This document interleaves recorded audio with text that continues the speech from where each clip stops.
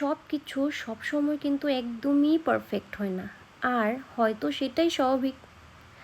আগে আমি অনেক কিছু নিয়ে চিন্তা করতাম, কেন এমন হচ্ছে, কেন সব কিছু ঠিক যাচ্ছে না। কিন্তু এখন আস্তে আস্তে বুঝতে শিখে গেছি যে জীবন সবসময় আমাদের প্ল্যান মতো তো একদমই চলে না। কিছুদিন ভালো যায়, আবারও দেখবে কিছুদিন কঠিন হয়। আর এই উঠানামার মাঝেই কিন্তু আমরা এগিয়ে যাই আর বদলাই। প্রতিদিন একটু একটু করে নিজেকে মানিয়ে নেওয়া, নিজেকে সময় দেওয়া, নিজের ভুলগুলো থেকে শেখা, এইগুলোই এখন আমার কাছে সবচেয়ে গুরুত্বপূর্ণ। হয়তো এখনও অনেককেই কিছু ঠিক হয়নি, হয়তো সব প্রশ্নের উত্তরও কিন্তু এখনও আমি পাইনি, তবুও আমি এগিয়ে যাচ্ছি।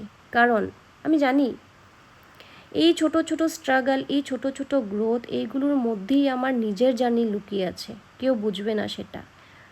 আমি এখন পারফেক্ট হতেও চাই না, আমি শুধু নিজের মতো করে বাঁচতে চাই, শান্তি চাই নিজের জীবন নিয়ে, নিজের লাইফ নিয়ে।